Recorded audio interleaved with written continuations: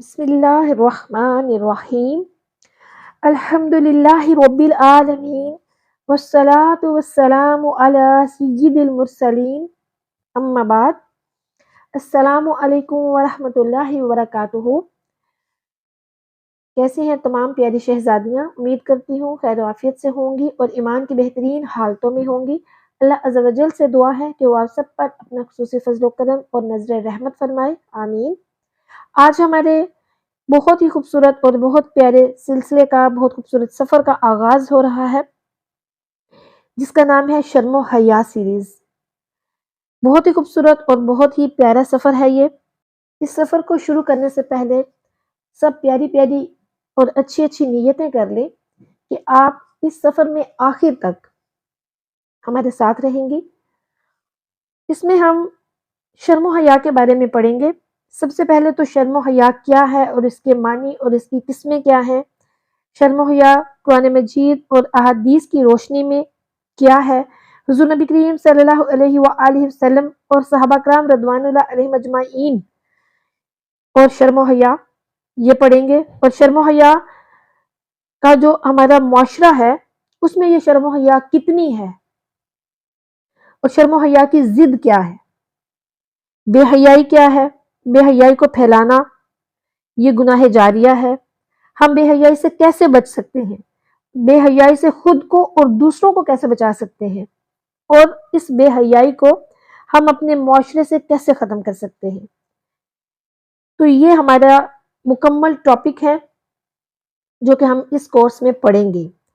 یہ ساری کی ساری 1 بائی 1 لیکچر کے ساتھ آپ لوگوں کے ساتھ اس کی جو تفصیل ہے وہ شیئر کی جائے گی۔ چلیں اپنی گفتگو کو آگے بڑھاتے ہیں اور اپنے پہلے لیکچر کا آغاز کرتے ہیں۔ شاعر مشرق ڈاکٹر علامہ محمد اقبال نے کیا خوب کہا ہے، حیا نہیں ہے زمانے کی آنکھ میں باقی، حیا نہیں ہے زمانے کی آنکھ میں باقی، خدا کرے کہ جوانی تیری رہے بے داغ۔ حیا انسان کی فطری صفت ہے۔ چونکہ دین اسلام ایک فطری دین ہے اس لیے اس میں حیا کی بہت زیادہ تعلیم دی گئی ہے۔ حیا ایمان کا ایک حصہ ہے کیونکہ حیادار شخص گناہوں سے باز رہتا ہے اور فرائض کو انجام دیتا ہے۔ یہ سب ایمان باللہ ہی کی تاثیر ہوتی ہے۔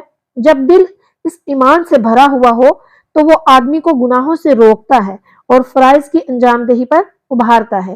چنانچہ بندے پر اپنی تاثیر کی بدولت حیا ایمان کی طرح ہوگی۔ تو آج کا جو ٹاپک ہے اس میں ہم 3 چیزیں پڑھیں گے کہ شرم و حیا کسے کہتے ہیں اور اس کے معنی کیا ہے اور اس کی قسمیں کتنی ہیں۔ سب سے پہلے تو یہ کہ شرم و حیا کہتے کسے ہیں اور اس سے کیا مراد ہے۔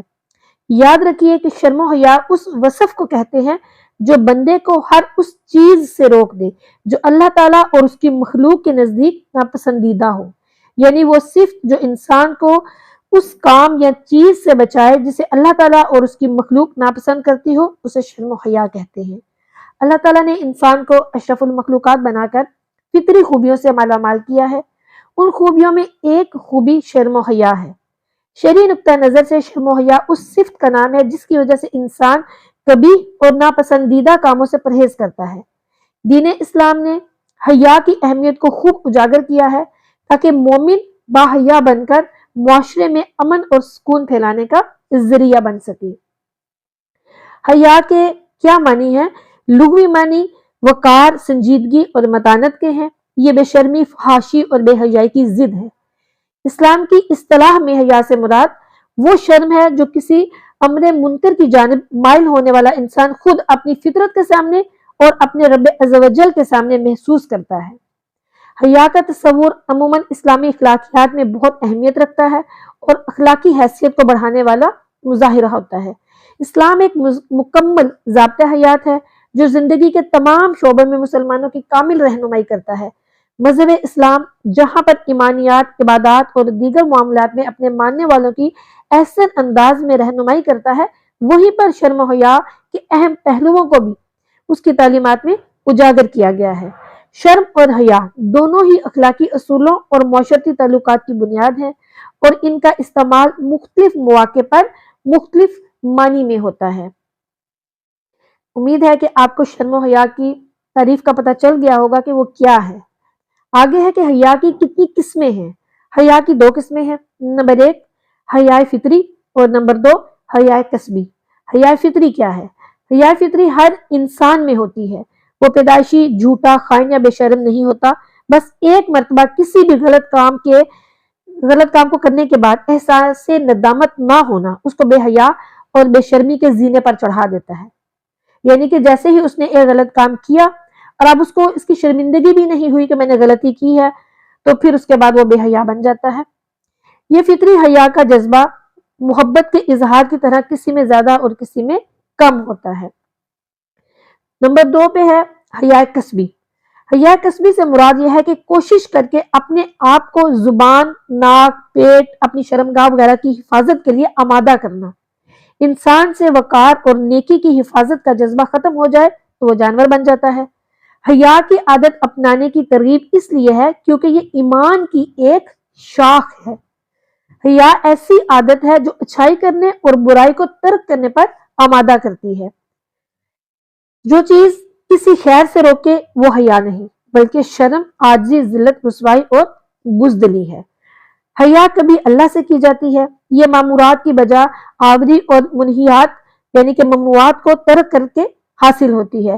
مامورات ان احکامات کو کہتے ہیں جن میں کسی کام کے کرنے کا حکم دیا گیا ہو، اور منہیات ان احکامات کو کہتے ہیں جن میں کسی کام سے بچنے کا حکم دیا گیا ہو۔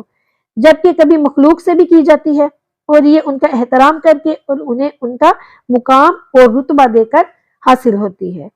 گناہوں سے بچنے میں حیا جو ہے وہ بہت زیادہ مؤثر ہے، اس لیے کہا گیا ہے کہ جس میں حیا نہیں اس میں ایمان نہیں۔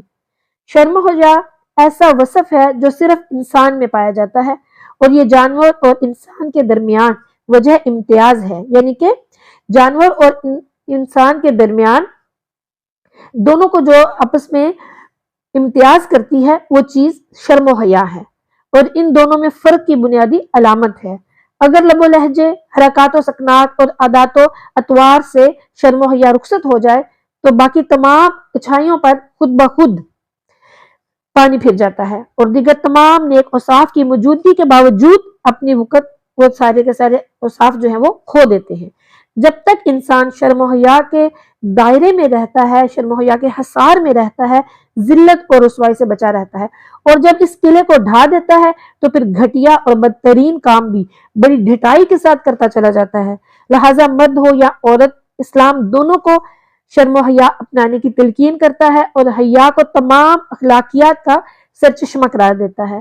اللہ رب العزت ہم سب کو شرم و حیا کرنے والا بنائے، اور دین اسلام کو بہتر طریقے سے سمجھ کر اس پر عمل کرنے کی توفیق عطا فرمائے، اور تمام تعلیمات جو ہم تک پہنچی ہیں، جن کی ہمیں سمجھ آ جائے، جن کا ہمیں علم حاصل ہو جائے، ان کو دوسروں تک پہنچانے کی اور اس پر عمل کرنے کی توفیق عطا فرمائے۔ آمین ثم آمین۔